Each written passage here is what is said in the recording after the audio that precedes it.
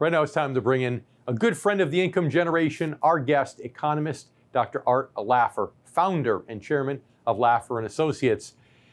Dr. Laffer, wow, what a difference 9 or 10 months makes. You know, the biggest things we had to talk about last time you were on was the China trade war, whether the Fed was going to continue to fight the president or go with the president. And all of a sudden, nobody talks about the trade war anymore. It's certainly not on our top 10 list, it seems, as a country and major issues.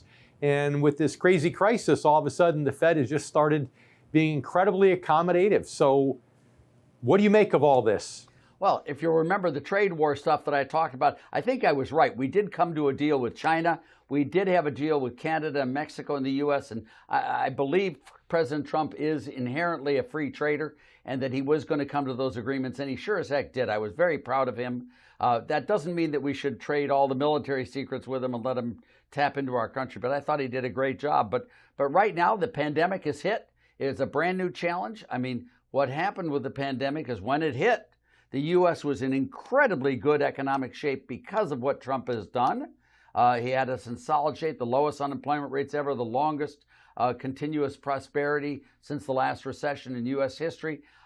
We also had great medical position at the time. We were, I think, the second most number of beds in the ICU beds per 100,000 population of any country in the world, just barely behind Germany. So I think we were in great shape when that hit, and we've responded to it quite well. Now, a lot of mistakes have been made, but you always, when you have something new like that, you have mistakes. And I think we just did a great job handling it, coming through it, and now departing it with great prosperity in sight. Okay, so that's for the president and what Congress has done. But how about the Federal Reserve? If you had to grade how the Federal Reserve has reacted to this, have they done too much, too little, too soon, too late? Well, let me just say the most important thing they did is during the pandemic was to guarantee loans. I think it was $4 trillion they put in. I don't know if they needed to do that much. But what they wanted to make sure, and this is the old Walter Bagehot phrase, he was head of the London Economists in the 19th century. He said, in times of crisis, discount freely. What you want to make sure does not happen is you want to make sure that illiquid companies that are solvent do not go under. You don't want illiquidity to morph into insolvency. So what you want to do is have the Fed, central bank, the Fed, guarantee those loans, and that's exactly what the Fed did. And I thought they did a great job during the pandemic of guaranteeing the loans and making sure that solvent companies didn't go bankrupt. Now, I think Congress went too far and made insolvent companies that should have gone bankrupt not go bankrupt and wasted taxpayer money. But the Fed did a great job. So how about looking forward? I know you sound a little bit optimistic about the economy looking forward, and I want to be optimistic for sure. But a lot of economists are still saying we're facing potentially double-digit unemployment through a good part of 2021, maybe through the whole year, just because it's going to take time for certain types of industries to fully reopen. So, can that stall out our recovery? Where do you think we'll be economically with all that at the end of this year and maybe toward the end of 2021? I don't want to talk about the other economists' forecasts. There are an infinite number of wrong answers, and there's only one right answer. And what I'd like to take you through is what I believe that right answer should be. And we need to get employment back as fast as possible. I think what the president has done with respect to waiver of the payroll tax, if you want more employers, tax employment less.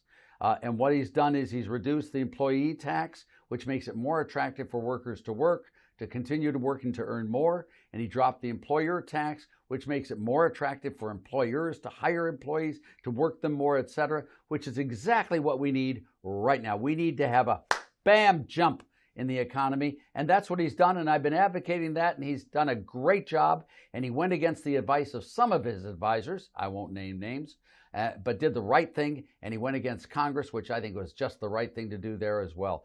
So I'm very much in favor of what he's doing.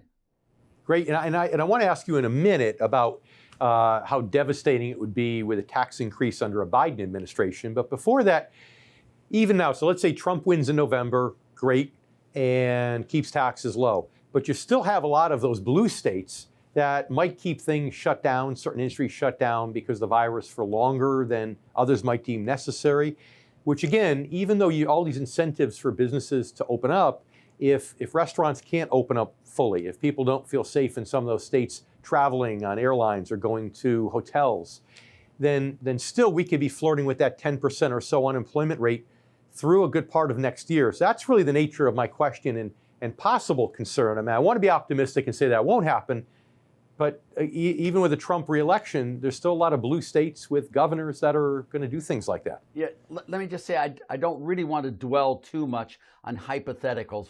What happens if the moon collapsed on the earth? What happens if everyone jumped in the, I don't want to go through a lot of hypotheticals.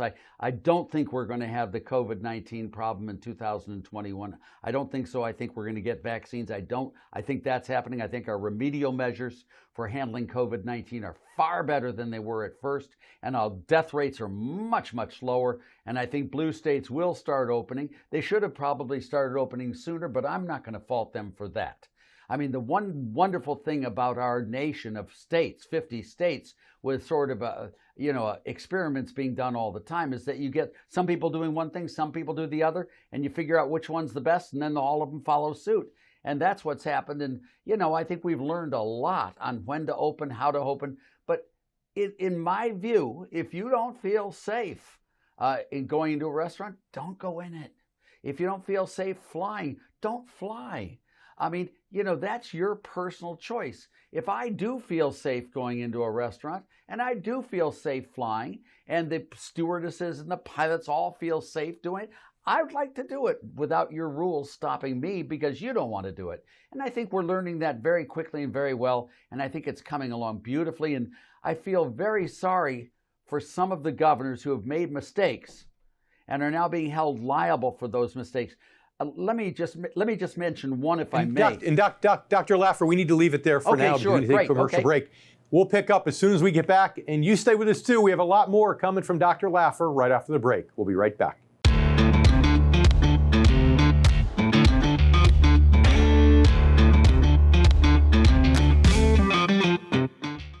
And now it's time to bring back Dr. Art Laffer, founder and chairman of Laffer and Associates. So, as I so rudely cut you off because of those pesky commercial breaks that pay all the bills, you were talking about how you feel bad for governors specifically who are being held liable in some way, shape, or form as a result of the coronavirus and their decisions. Yeah, I was specifically going to focus on Andrew Cuomo, governor of New York. New York got hit really slammed hard by the COVID-19 virus. It did disasters. There were mistakes made, but let me just tell you that the nursing home mistake of New York was not anything that Andrew Cuomo wanted to have happen. He did not. He was not. But I mean, calling him names because of that is totally inappropriate. Everyone knows he wanted to save as many lives as possible, and whatever happened there was a mistake. And, it happens when this type of stuff goes. And so I think we should all understand we're all fighting for the same team. We're all on the same team, and some of them made mistakes, some of them didn't. But that's what happens in experiments. That's what happens when you get judgment calls. And I think holding him liable for any of that stuff is a mistake and wrong. Like the Democrats holding Trump liable, saying, well, we have 180,000 deaths. We would have had maybe only 100 or 120 had he done a national mask mandate. Well, that's great. That's hindsight. But, we're all fighting the battle together. So speaking of the Democrats, and I know you don't want to talk about the what ifs and if a meteorite should come and fall and land on the earth, but I've got to ask you this because, Biden is ahead in the polls. Yep, He's sure is. promising a raise in taxes, especially the corporate tax rate. If we have this raise in taxes at this critical point in the economy, what could that do? Could that change everything for us in terms of your economic outlook? Sure, it clearly could. But let me say two things if I can. Number one, I think Joe Biden is by far the best candidate for the Democratic Party. No, I'm not going to vote for him. I don't think he's as good as Trump by any means, but he's not nearly as bad as Warren or Sanders or these other people. He's really pretty reasonable guy, and I'm very glad he's their nominee. And Kamala Harris, I think, is also really the best choice for vice president. She was a great prosecutor in California. And they're both very normal people who can work with other people. I love that of them. I do think they plan to raise taxes. I do think that will hurt the economy. I do think Trump would do a far better job than they will, but I am much less scared of those two than I am of any of the others the party could have picked. And I think Trump has done a great job, both before the pandemic, during the pandemic, and now after the pandemic. I think he's done a great job and should be reelected. He's great, but I'm not an enemy of Biden or Harris's by any means. Yeah, I couldn't imagine you saying that you are, so that doesn't surprise me at all. So okay, the stock market, which really applies to all of our viewers and listeners here in the Income Generation. Of course, now we've hit new record highs in two of the three major indices. Has that surprised you that the market's recovered this much, this quickly? You know, if I may say, the market always surprises me, and I never get it right. Yes, I do. I get it right about half the time. But just remember, the market tells us what will be, not what has been. The market is forward-looking. It's a crowd's consensus type of thing, and it has proven to be far better than any individual on forecasting what the future will be. What the forecast from the market is today, as I see it, is they're telling us there's a very good chance for a Trump victory. Now, personally, I am much more cautious than the market is. I am much more in defensive types of positions than it is, because if it doesn't turn out to be Trump and the market crashes, I want to make sure that I'm hurt the least. I'd much rather not lose money than I would the same probability of making money. So that's where I think the markets are. But the markets are telling us this could be well a Trump victory, and I'm very pleased with those results. Sure.